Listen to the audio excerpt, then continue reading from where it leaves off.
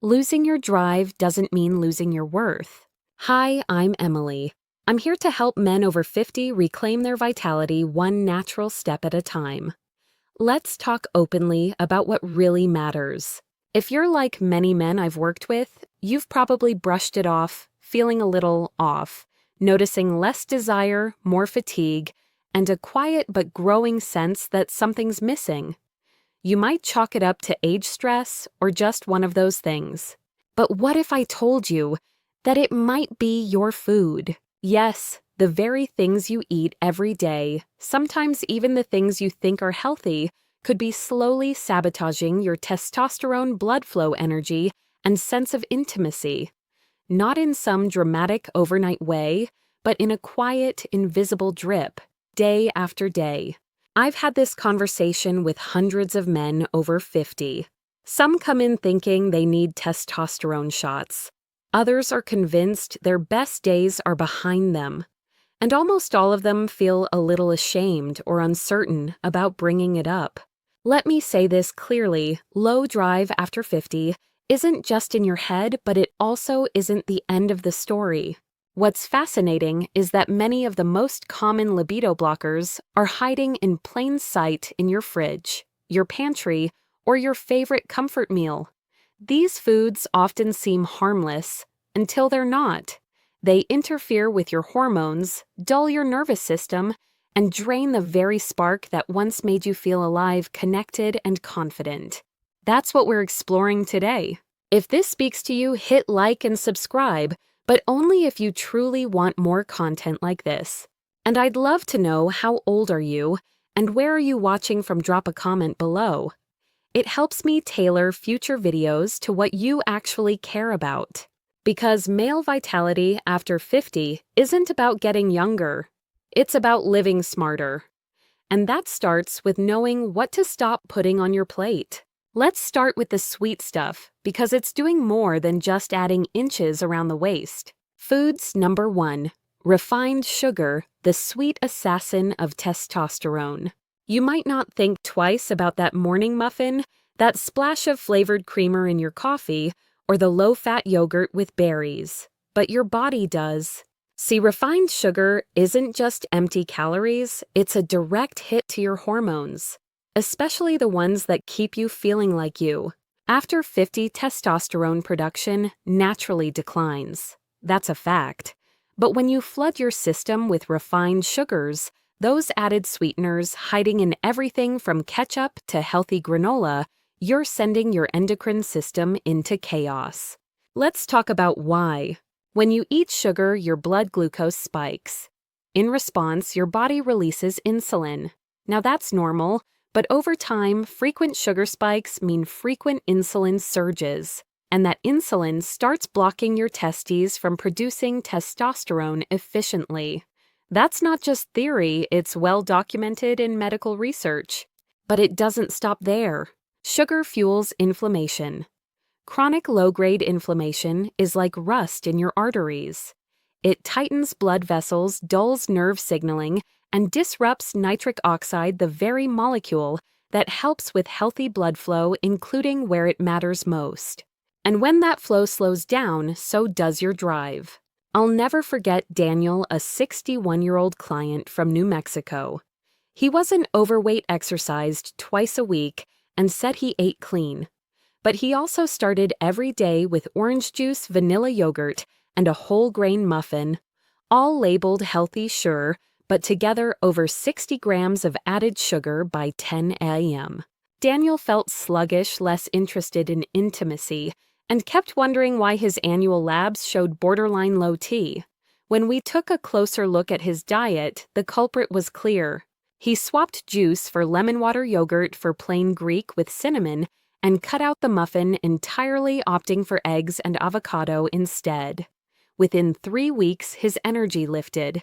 Within 2 months, his wife noticed something had shifted. He looks at me differently again, she told me. That wasn't coincidence. That was chemistry. So if you've been noticing less motivation, less response, or just a dull fog in the mornings, check your sugar. Not just the obvious ones, cakes, sodas, candy bars, but the sneaky ones. Flavored coffee creamers, granola bars, fruit juices, even that store-bought tomato sauce. A good rule of thumb: if the first three ingredients include any form of UOs, like glucose, fructose, sucrose, it's probably hijacking your hormones.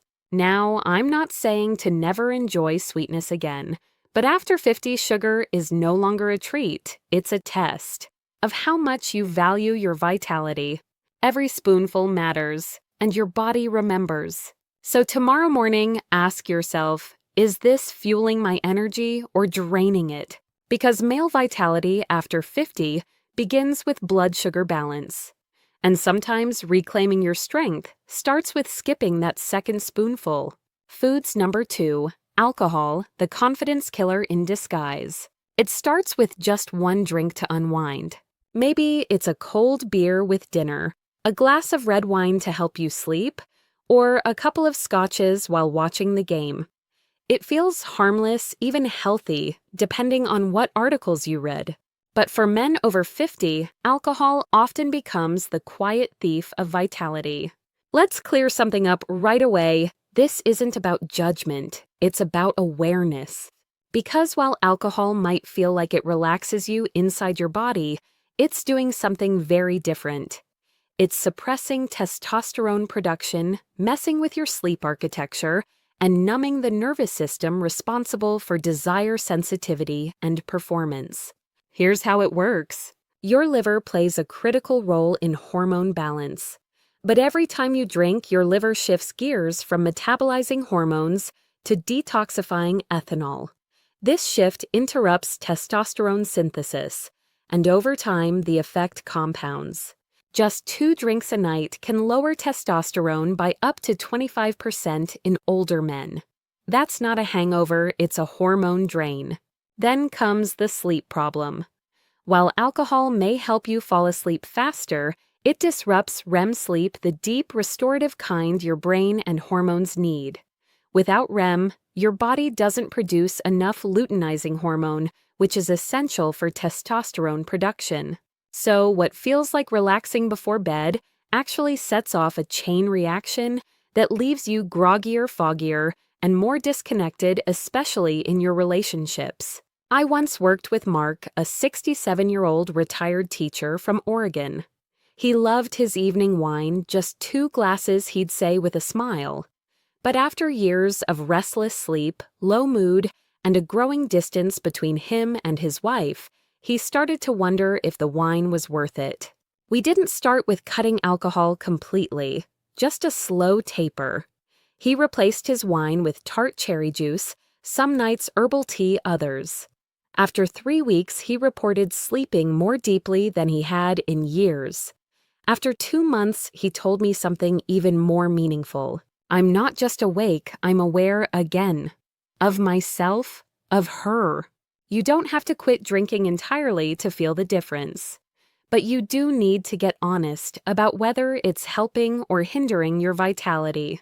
Ask yourself, do I sleep better or worse on nights I drink? Am I more present or more numb after a couple drinks? Have I felt more sluggish, less interested in intimacy, or emotionally flat? If the answer is yes, alcohol might be quietly killing your libido, not dramatically, but drop by drop. And the hardest part, because it's so socially accepted, you may not realize it's even happening. So here's a gentle reframe. Alcohol isn't bad, but your relationship with it might be outdated. You're not the same man you were at 30. Your body's chemistry has shifted. And what used to feel like fun might now be a form of self-sabotage. Cutting back isn't weakness, it's wisdom. And when you do, you might just rediscover a kind of confidence that doesn't come from a bottle but from clarity, connection, and a body that finally feels like home again. Foods number 3, soy-based processed foods, the quiet hormone hijacker. You've probably heard it before, soy is good for you. And that's not entirely wrong. In its natural forms like tempeh tofu or boiled edamame soy can be part of a balanced diet, especially when eaten in moderation. But here's the catch. For men over 50, especially those dealing with declining testosterone, processed soy might be doing more harm than good. Let's break this down. Soy contains compounds called phytoestrogens. These are plant-based substances that can mimic estrogen in the body. In small amounts, they're usually harmless. But when you consume them regularly, especially in concentrated, heavily processed forms, they can subtly shift the balance of male hormones. Think about it. Your testosterone is already on a slow, natural decline after 50. Now add in a daily soy protein bar, a plant-based shake with soy isolate, and a couple servings of packaged meals made with soy oil or textured soy protein. That's not balance, that's overload. I had a client named Rick. He was 59, a runner still in great shape. Switched to clean eating a year earlier. But instead of meat, he was relying on soy-based protein shakes twice a day and soy patties for dinner. His wife noticed before he did, he seemed more irritable, less driven. His workouts weren't the same. His libido, once vibrant, had gone quiet. Rick's labs showed slightly elevated estrogen levels and low normal testosterone, not dangerous, but enough to throw him off center. When we replaced the soy-based products with pea protein lentils and whole eggs, it wasn't a miracle fix overnight. But within weeks, Rick started feeling sharper, more engaged. His energy returned, not like flipping a switch, but like a steady flame relighting. And it wasn't just about testosterone. It was about feeling like himself again. Processed soy hides in places you wouldn't expect. Meal replacement bars. Vegan or plant-based meat. Protein powders labeled healthy. Even certain snack chips and dressings. Now, I'm not saying all soy is evil. But for men navigating the delicate hormone dance after 50, too much processed soy can act like background noise drowning out your body's natural rhythm. So what can you do? Read labels. If it says soy protein isolate or textured vegetable protein, think twice. Focus on variety. Don't rely on one single food source for your protein. Try alternatives, eggs, nuts, legumes, even a bit of grass-fed meat if you tolerate it well. Most importantly, tune in to how you feel. Because you don't need to guess when something's off. Your body tells you, it just speaks in whispers. And when you listen closely, you realize it's not about giving things up. It's about giving yourself back the vitality you may not have realized was slipping away. Foods number 4, ultra-processed meats. What they don't tell you about bacon. You've earned your comfort. After a long life of hard work, raising kids, chasing goals, you deserve to enjoy the simple pleasures, a sizzling strip of bacon on Sunday morning, a deli sandwich at lunch, or a few sausages on the grill with friends. But here's what no one tells you. Those ultra-processed meats might be eroding your vitality one bite at a time. We're not talking about a steak or a piece of grilled chicken. We're talking about the meats that come in packages pumped with preservatives, nitrates, excess sodium, and sometimes even hidden sugars. Let's break this down. Most ultra-processed meats contain nitrates, and nitrates chemical preservatives that keep the meat looking fresh and pink. But once inside your body, these compounds can trigger oxidative stress and inflammation, two of the biggest enemies of testosterone and blood vessel health. And blood flow. That's everything when it comes to male vitality after 50. Without healthy circulation, desire becomes effort. Response becomes delayed. Confidence fades. There's also the issue of saturated fats, especially the low-quality ones found in processed sausages and bacon. These fats can clog arteries and increase LDL cholesterol, which doesn't just affect your heart. It impacts the tiny blood vessels responsible for healthy sexual function, too. I remember working with Bill, a 66-year-old former trucker from Indiana. He wasn't interested in kale or quinoa. I just want to feel like myself again, he told me. But I'm not giving up my breakfast sandwich. So we made a compromise. Bill swapped his bacon and egg biscuit for a whole grain English muffin with avocado and a poached egg. He saved the bacon for Sundays, and even then only the nitrate-free kind. After a month, his energy improved. He walked more. He even started cooking with his wife again. But what moved me most was when he said, "It's not just that I feel better. I feel capable again." That's the key. When you reduce these processed meats, not cut them completely, just reduce, you're telling your body, "I respect you. I want to work with you, not against you."